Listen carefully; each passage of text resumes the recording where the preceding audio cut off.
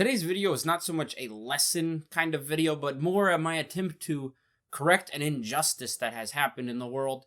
So we're going to talk about chaotic neutral, and is it really that bad?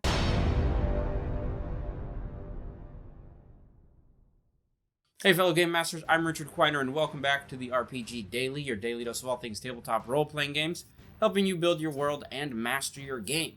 Like I said, today we're talking about the chaotic neutral alignment, and if it's really that bad, or if it's just getting a bad reputation from people misusing it a little bit.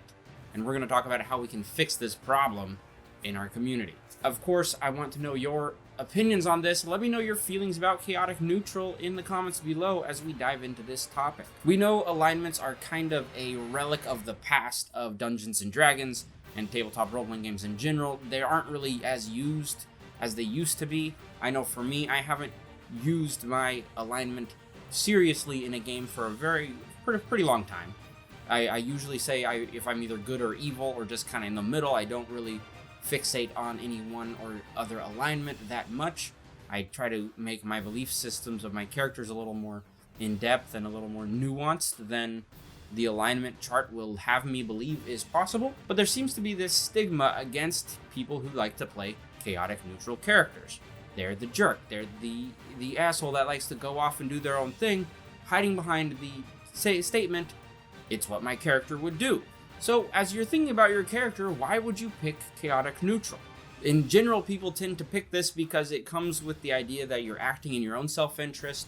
You're not really bound by a code of ethics or a law that might come into play, and you can do what you feel like in the moment based on your personal interest or your character's best interest. And like I said, a lot of people like to say, "It's what my character would do," in defense of something time or a moment when they're being a jerk to the other players. I hope we can correct this issue by talking a little more about chaotic neutral and some of the actual nuance that can be found within this one alignment. It's actually kind of interesting. So we talk about how it's defined. It's defined as characters that take their own best interest to heart and follow that instead of any other thing in the game world. They don't follow laws, they don't follow codes, they follow their heart and what they find most important. They also tend to care about their personal freedom above anything else. Most commonly, when people hear this kind of statement about their personal freedom and following their best interest, it tends to lead us to the ideas of being thieves and robbers and starting fights in weird places and just kind of being a jerk and making trouble for our party, even if unintentionally. It still leads us down that path. But if we think about some of the other best personal interests that might come up, we find there's a little more here at stake for the chaotic neutral character. One of the most primal, most important personal interests for any game and real life is the sense of survival. We all want to live long, happy lives. We want to, survive. We don't want to be dead. As a chaotic neutral character, we also have that want. We want to be alive.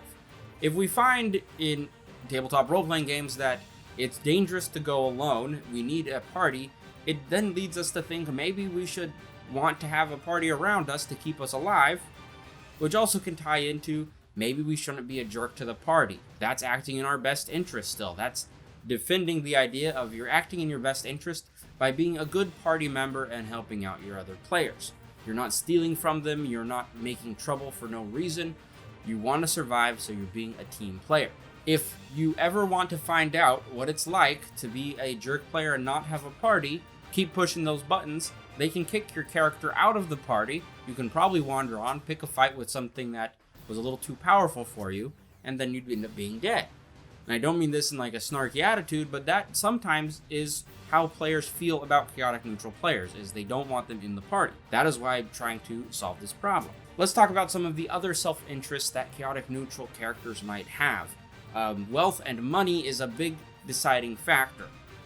You always pick the rogue, you always get the rogue who's chaotic neutral, who's always trying to rob everything and steal from their party members and everyone else that matters.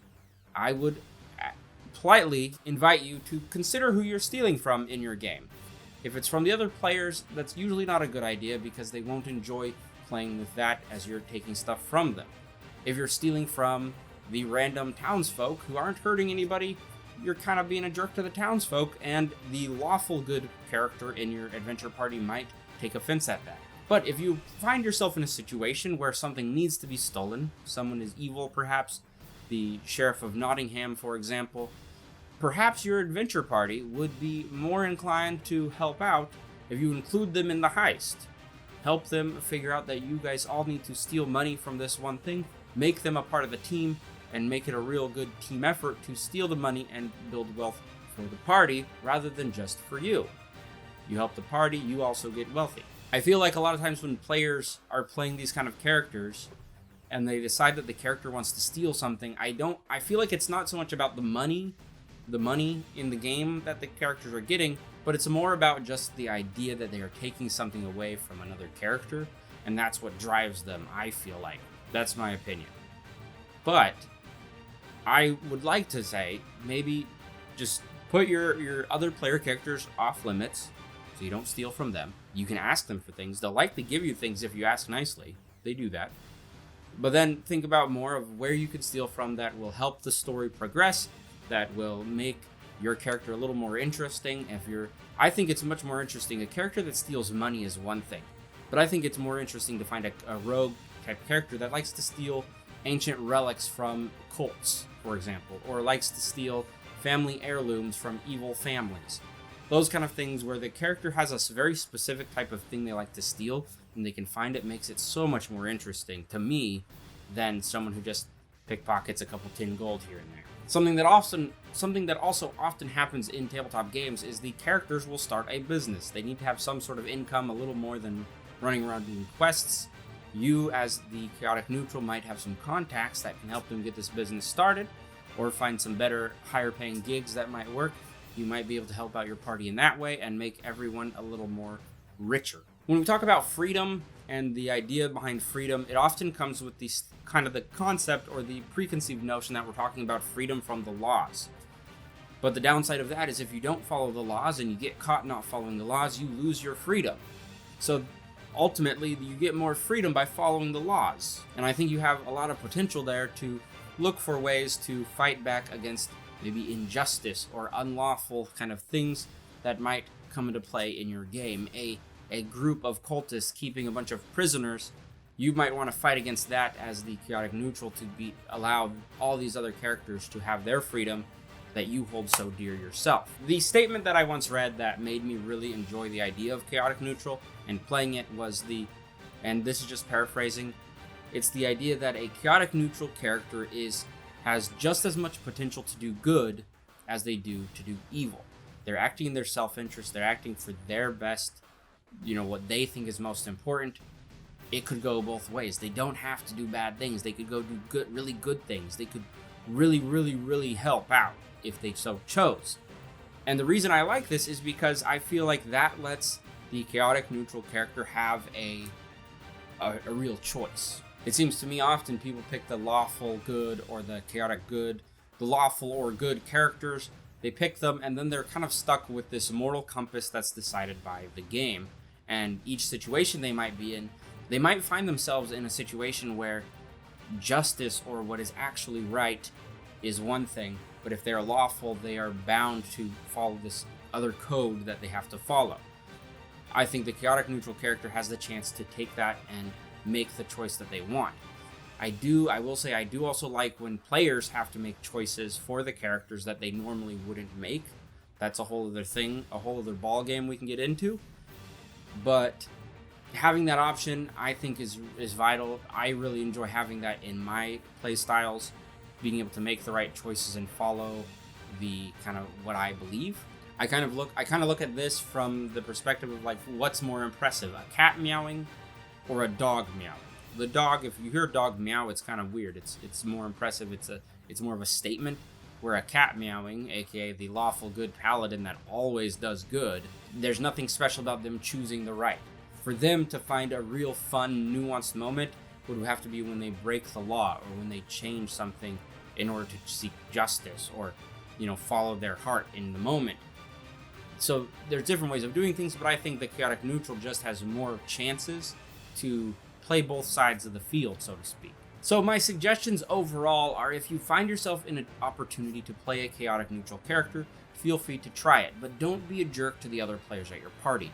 Your character does not have to be the thief that just runs around and steals everything from everyone. Try to find some real interesting nuance or some more deep meaning to your chaotic neutral habits or tendencies to really make your character stand out as someone who's interesting and important to the world. I like to think of chaotic neutral as Robin Hood for this, as the easiest example you can think of. Any of the Star Wars rebels, they're kind of chaotic neutral. They're chaotic good sometimes, but they're seeking their best interest, which means not following the Empire and the New Order, whatever, First Order, whatever those things are. It's that kind of character that really gets to make some choices, even mistakes. Han Solo is a chaotic neutral, in my opinion, or at least he started that way. He ended much more on the good side, I think. He made some good choices, and that stood out as a change for his character in the stories. I know this video is a little less analytical and more just me pleading to find ways to make chaotic neutral not the redheaded stepchild of the alignment chart.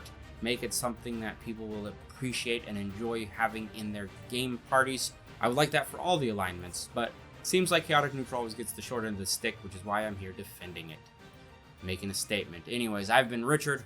Thanks for watching.